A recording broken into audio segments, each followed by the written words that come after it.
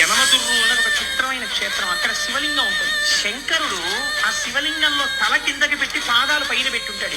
ఎక్కడైనా తల పైకుంటుంది, కాళ్ళు కిందకుంటాయి. యనమదుర్రులో ఉన్న శివలింగంలో శిరస్సు కిందకుంటుంది, పాదాలు పైకుంటాయి. మీరు అక్కడికి వెళ్లి వాళ్ళని అడిగితే నీరాజన ఇస్తూ చూపిస్తారు శివలింగాన్ని బాగా. కింద శిరస్సు, పైన పాదాలు, నాభి, వేసుకున్న యజ్ఞోపవీతంతో సహా కనపడతాయి. యమధర్మరాజు గారు ప్రార్థన చేశాడు ఒకనొకప్పుడు, రాక్షస సంహారం చేయడానికి అమ్మా నువ్వు వచ్చి యనమదుర్రులో కూర్చుంటే నీ శక్తిని నాకు అనుగ్రహిస్తే నేను రాక్షస సంహారం చేస్తానని. అంటే అమ్మవారు శంకరుడు యోగనిష్టలో ఉండి ఆయన ఆ సమయమునందు శీర్షాసనం వేసి ఉన్నాడు. తల కిందకి పెట్టి కాళ్ళు పైకి పెట్టి కాళ్ళు పద్మాసనం వేసుకుని ఉన్నాడు. ఇలా పొడుగ్గా కూడా పెట్టలేదు. అలా కూర్చున్నటువంటి పరమశివుణ్ణి చప్పుడు చేయకండి, స్వామి యోగనిష్టలో ఉన్నాడు, నేను ఒక్కదాన్ని రావడం ఎప్పుడు ఉండదు, ఈయనతో కలిసి రావాలి అని సుబ్రహ్మణ్యుడు చంటి పిల్లవాడు ఏడుస్తున్నాడు. ఏడుస్తున్న సుబ్రహ్మణ్యుణ్ణి ఒళ్ళో పెట్టుకుని సన్యమిస్తూ శంకరుణ్ణి ఓ చిక్కన్ లాంటి దాంట్లో పెట్టుకుని ఎత్తి పట్టుకొచ్చేసింది. ఆవిడ శక్తి స్వరూపం.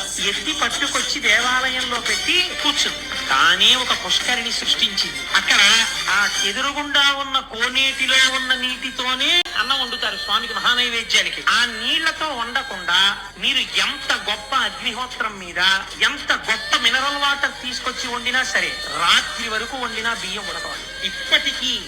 ఇప్పటికీ కూడా ఎదురుగుండా ఉన్న కోనేటిలో నీటితోనే అన్నం వండుతారు.